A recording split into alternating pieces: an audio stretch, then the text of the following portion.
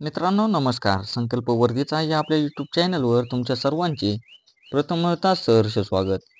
मित्रांनो, ज्यांनी कोणी आपला चॅनल सबस्क्राईब केलेला नसेल त्यांनी लगेच आपलं चॅनल जॉईन करून घ्या आणि आधीचे व्हिडिओ ज्यांनी कोणी पाहिलेले नसतील त्यांनी आपले आधीचे व्हिडिओ पण व्यवस्थित असे पाहून घ्या.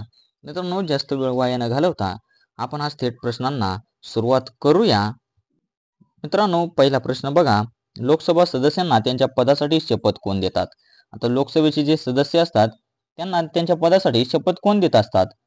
ऑप्शन बघा. राष्ट्रपती किंवा त्यांनी नेमलेली व्यक्ती यापैकी नाही, केवळ राष्ट्रपती आणि पंतप्रधान. तर लोकसभेच्या सदस्यांना राष्ट्रपती किंवा त्यांनी नेमलेली जी व्यक्ती असते ती त्यांना शपथ देण्याचे काम करत असते. त्यामुळे ऑप्शन नंबर 1 आपले बरोबर राहणार आहे. दुसरा प्रश्न बघा. भारतात एकूण 12 ज्योतिर्लिंग आहेत. त्यातील एकूण किती ज्योतिर्लिंग महाराष्ट्रात आहेत? आता भारतात सगळे ज्योतिर्लिंग किती आहेत? तर 12 आहेत. भारतात एकूण ज्योतिर्लिंग किती आहेत? तर 12 आहेत. आणि त्यातील एकूण ज्योतिर्लिंग किती महाराष्ट्रात आहेत? ऑप्शन बघा. 6, 9, 5 आणि 7. तर महाराष्ट्रात एकूण 5 ज्योतिर्लिंग आहेत. 12 पैकी महाराष्ट्रात किती आहेत? तर 5 ज्योतिर्लिंग आहेत. तिसरा प्रश्न बघा. मतदानाचा हक्क बजावण्यासाठी वयाची किमान किती वर्ष पूर्ण झालेली असावी? आता मतदान करण्यासाठी वयाची किती वर्ष पूर्ण झालेली असावी? ऑप्शन बघा. 25 वर्ष, 16 वर्ष, 18 वर्ष आणि 21 वर्ष. तर मित्रांनो, 18 वर्ष कंप्लीट झाल्यानंतर आपण मतदान करू शकतो. त्यामुळे ऑप्शन आपले 3 नंबर हे बरोबर राहणार आहे. चौथा प्रश्न बघा. दिल्लीची सुलतान बनणारी टिंबटिंब ही पहिली एकमेव स्त्री होती. आता दिल्लीची सुलतान बनणारी पहिली एकमेव स्त्री कोणती होती? ऑप्शन बघा. रजिया सुलतान, चांद बीबी, बेगम हजरत महल आणि नूरजहां. मित्रांनो, ती होती रजिया सुलतान. त्यामुळे ऑप्शन नंबर 1 आपले बरोबर राहणार आहे. पाचवा प्रश्न बघा. घटना समितीचे पहिले अधिवेशन केव्हा झाले होते? घटना समितीचे पहिले अधिवेशन केव्हा झाले होते? ऑप्शन बघा. 22 जुलै 1950, 9 डिसेंबर 1968, 9 डिसेंबर 1946, 29 ऑगस्ट 1948. तर घटना समितीचे पहिले अधिवेशन जे होते ते 9 डिसेंबर 1946 ला झाले होते. कधी झाले होते? 9 डिसेंबर 1946 ला. सहावा प्रश्न बघा. राज्यपालाचे पद रिकामे झाल्यास कोण तात्पुरते पद सांभाळतो? आता राज्यपालाचे पद रिकामे झाल्यास तात्पुरते कोण सांभाळत असतो? ऑप्शन बघा. उपराज्यपाल, विधानसभा अध्यक्ष, उपसभापती, मुख्य न्यायाधीश.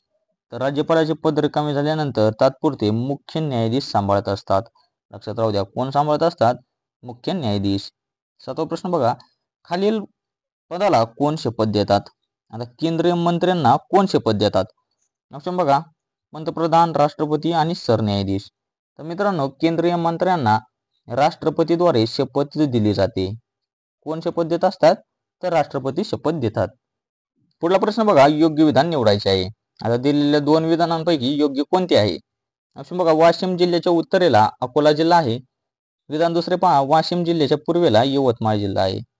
तर मित्रांनो, हे दोन्ही विधाने जे आहेत ना ती बरोबर विधाने आहेत. लक्षात राहू द्या. कसे आहेत? तर बरोबर आहेत. विधाने बघून घ्या. वाशिम जिल्ह्याच्या उत्तरेला अकोला जिल्हा आहे, हे पण विधान बरोबर आहे. आणि वाशिम जिल्ह्याच्या पूर्वेला यवतमाळ जिल्हा आहे, हे सुद्धा विधान बरोबर आहे. त्यामुळे दोन्ही विधाने आपले काय आहेत? बरोबर आहेत. नवा प्रश्न बघा.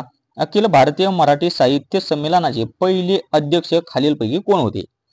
अखिल भारतीय मराठी साहित्य संमेलनाचे पहिले अध्यक्ष कोण होते? ऑप्शन बघा. लोकमान्य टिळक, न्यायमूर्ती रानडे आणि विनायक दामोदर सावरकर. तर मित्रांनो, त्या संमेलनाचे पहिले अध्यक्ष जे होते ते न्यायमूर्ती रानडे होते. लक्षात राहू द्या, कोण होतं? न्यायमूर्ती रानडे. 10वा प्रश्न बघा. ब्रह्मपुत्रा नदी टिंबटिंबकडे वाहते. आता ब्रह्मपुत्रा नदी कोणत्या दिशेला वाहते? ऑप्शन बघा. पूर्व, पश्चिम, दक्षिण आणि उत्तर. तर ब्रह्मपुत्रा जी नदी आहे ती पूर्व वाहिनी नदी आहे, म्हणजेच पूर्व दिशेला ती नदी वाहते, म्हणून ऑप्शन नंबर 1 आपल्या प्रश्नाचे उत्तर आहे. पुढचा प्रश्न बघा. एक मोल एक वृक्ष ही घोषणा टिंबटिंब यांनी केली. एक मोल एक वृक्ष ही घोषणा कोणी केली होती? ऑप्शन बघा. इंदिरा गांधी, लालबहादूर शास्त्री, जवाहरलाल नेहरू आणि राजीव गांधी. तर एक मोल एक वृक्ष ही जी घोषणा होती ती इंदिरा गांधींनी केली होती. कोणी केली होती? इंदिरा गांधींनी.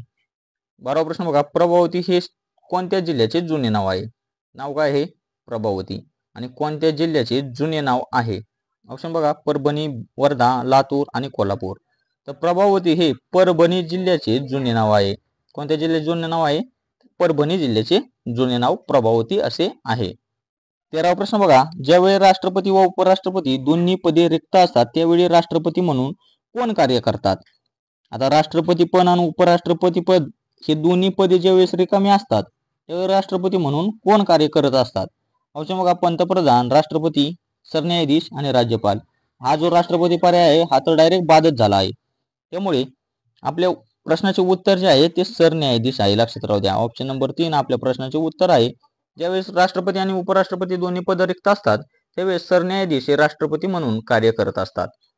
14वा प्रश्न बघा, आशिया खंडातील सर्वात लांब नदी कोणती? खंड कोणता आहे? आशिया. विचारलं काय आहे? सर्वात लांब नदी. आता आशिया खंडातील सर्वात लांब नदी. ऑप्शन बघा, यांगस्ते चीनमध्ये, महावेली नदी श्रीलंका मधली, गोदावरी नदी भारतामधली आणि इरावती नदी म्यानमार मधली. त्या आशिया खंडातील सर्वात लांब नदी जी आहे ती यांगस्ते नदी आहे आणि ती नदी चीन या देशात आहे. 15वा प्रश्न बघा, अग्यारी हे टिंबटिंब बांधवांचे प्रार्थनेचे ठिकाण आहे. ठिकाणाचे नाव काय आहे? अग्यारी. आता हे कोणत्या धर्माचे प्रार्थनेचे ठिकाण आहे? ऑप्शन बघा, शीख, जैन, पारशी आणि बौद्ध. अग्यारी हे जे ठिकाण आहे ते पारशी बांधवांचे प्रार्थनेचे ठिकाण आहे. लक्षात राहू द्या. कोणाचे ठिकाण आहे? तर पारशी बांधवांचे प्रार्थनेचे ठिकाण आहे. 16वा प्रश्न बघा, डाएट असे टिंबटिंब या देशाच्या संसद गृहाचे नाव आहे. नाव काय आहे? डाएट. डाएट असे कोणत्या संसदगृहाचे नाव आहे? ऑप्शन बघा, इंग्लंड, दक्षिण आफ्रिका, स्पेन आणि जपान. तर मित्रांनो, जपान या देशाच्या संसदगृहाचे नाव काय आहे? डाएट आहे. कोणता देश आहे तो? जपान. 17वा प्रश्न बघा, बीसीजी ही टिंबटिंब प्रतिबंध लस आहे. आता बीसीजी ही लस टिंबटिंब प्रतिबंध लस आहे. ऑप्शन बघा, प्लेग, क्षयरोग, गोवर आणि कुष्ठरोग. तर मित्रांनो, बीसीजी ही लस जी आहे ती क्षयरोग झाल्यानंतर दिली जाते. लक्षात राहू द्या. कोणता रोग झाल्यावर दिली जाते? तर क्षयरोग रोगावर ही बीसीजी लस दिली जाते. पुढचा प्रश्न बघा, रायगड जिल्ह्यात खालीलपैकी कोणत्या लेण्या आहेत? जिल्हा कोणता आहे? रायगड. आणि विचारलं काय आहे? रायगड जिल्ह्यातील लेण्या कोणत्या आहेत? ऑप्शन बघा, खरोसा आणि कार्ला, गोमाशी आणि घारापुरी, खरोसा आणि खिद्रापूर, अजिंठा आणि गोमाशी. तर मित्रांनो, रायगड जिल्ह्यातील कोणत्या लेण्या आहेत? तर गोमाशी आणि घारापुरी ह्या ज्या लेण्या आहेत त्या रायगड जिल्ह्यातील लेण्या आहेत. कोणत्या? गोमाशी आणि घारापुरी. 19वा प्रश्न बघा, एच ही टिंबटिंब या मूलद्रव्याची संज्ञा आहे. आता एच कोणत्या मूलद्रव्याची संज्ञा आहे? ऑप्शन बघा, होल्मियम, हेलियम, हायड्रोजन आणि हेसियम. तर मित्रांनो, एच ही संज्ञा हायड्रोजनसाठी वापरली जाते. लक्षात राहू द्या. कशासाठी वापरली जाते? तर हायड्रोजनसाठी वापरली जाते. 20वा प्रश्न बघा, राजा हर्षवर्धनाचा पराभव टिंबटिंब या चालुक्य राजाने केला. कोणाचा पराभव? राजा हर्षवर्धनाचा पराभव कोणत्या चालुक्य राजाने केला होता?